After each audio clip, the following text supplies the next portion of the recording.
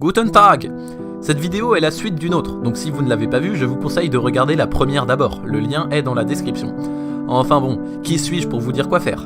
Dans cette vidéo, je vais vous donner des conseils pour mieux réviser ou faire vos devoirs plus rapidement, et toute une kyrielle de petits conseils, ma foi, bien sympathiques. Si vous voulez commencer par les conseils pour réviser, faites un clin d'œil. Si vous voulez commencer par les petits conseils, faites un salto arrière. Vous avez choisi de commencer par les conseils pour réviser, sage décision. Tout d'abord, contrairement à la précédente vidéo, les conseils que je vais vous donner sont des conseils que je n'applique pas. Pourquoi diable nous donner des conseils si tu ne les appliques pas, allez-vous me demander? Eh bien, la réponse est très simple, je fais partie de ces personnes quelque peu critiquées qui ne révisent jamais. Bref, rentrons dans le cœur du sujet. Pauvre sujet.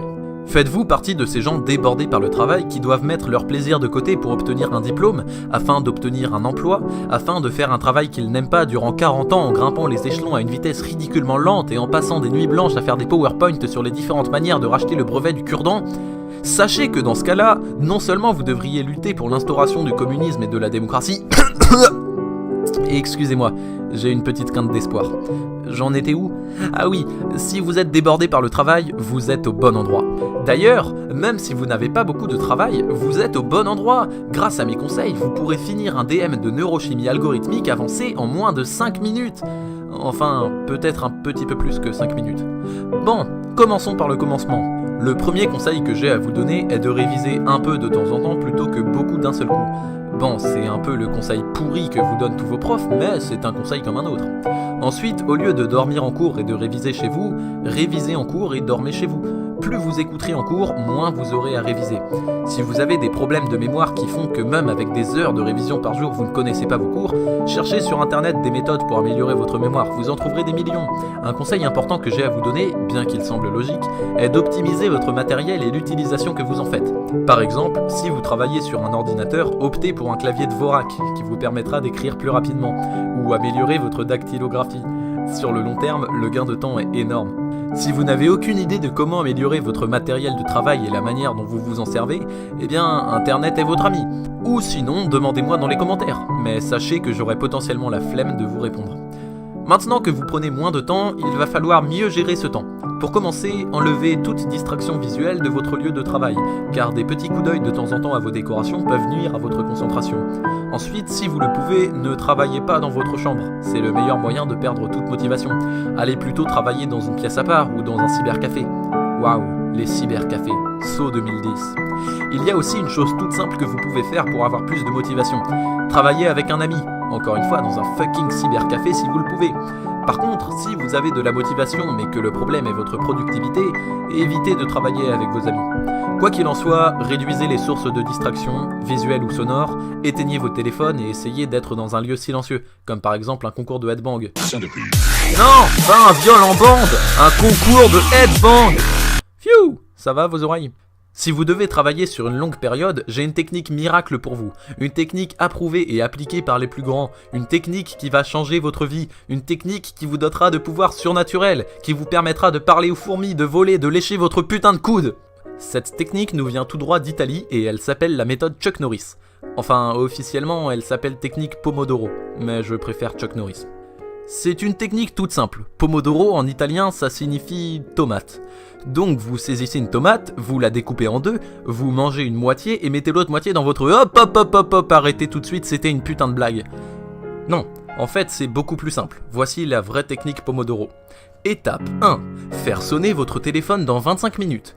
Étape 2, travailler 25 minutes. Étape 3, faire une pause de 5 minutes. Étape 4, recommencer. Et, très important, une fois que vous avez fait 4 pauses, donc au bout de 2 heures, faites une longue pause de 20 minutes. Ça a l'air inutile comme ça, mais je vous assure que cette technique améliorera votre productivité. Ah, oui, j'allais oublier quelque chose d'important. Durant vos pauses, ne faites pas quelque chose qui pourrait vous divertir de votre travail. Évitez par exemple de consulter votre téléphone ou d'organiser un concours de galipettes. Bien, je pense avoir fait le tour des choses les plus importantes à faire pour mieux travailler. Cependant, votre travail repose sur 2 choses, votre motivation et votre productivité.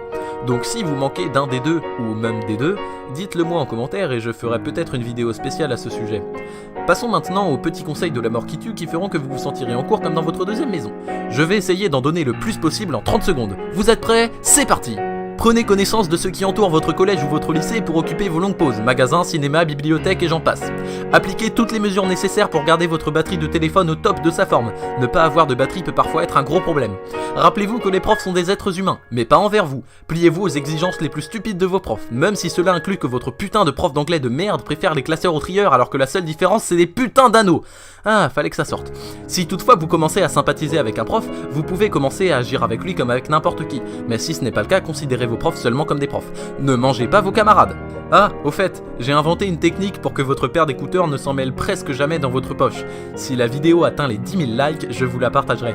Ah merde, je suis une petite chaîne que l'algorithme de YouTube renie. Bon bah, à 10 likes, je partage ma technique. Vient maintenant le moment que vous attendiez tous, comment se faire des amis. Je ne vais pas vous donner beaucoup de conseils, mais ceux que je vais vous donner sont très importants, alors appliquez-les bien, bande de larves. Pour commencer, demandez de l'aide.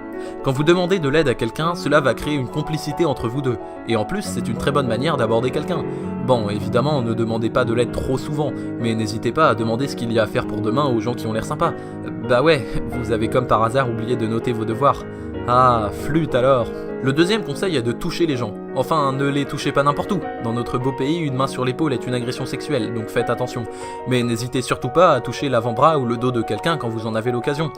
Alors, pas trop longtemps, bien sûr. Si vous restez des heures accroché au dos de quelqu'un, il va finir par appeler la police. Mais un petit contact rapide peut carrément améliorer votre relation avec cette personne. Mon dernier conseil est d'être honnête sur vos intentions. Par exemple, j'ai demandé à une fille son numéro de téléphone il y a quelques jours. Et là, vous allez me demander, saperlipopette, qu'est-ce que tu as trouvé comme excuse pour le lui demander? Eh bien, je lui ai dit qu'elle avait l'air gentille et que ça me ferait plaisir d'avoir son numéro. Tout peut être un prétexte pour prendre le numéro de quelqu'un ou lui donner le vôtre. Ça peut être pour envoyer le lien de votre documentaire sur les portes, par exemple. Ouais, j'ai écrit un bouquin sur les portes. Si ce sujet vous passionne, j'ai mis le lien dans la description. Voici venue la fin de la vidéo. J'espère que mes conseils vous aideront et que vous me ferez plein de dons via Paypal. Sur ce, je vous fais des grosses papouilles et je vous dis à très vite pour la prochaine vidéo.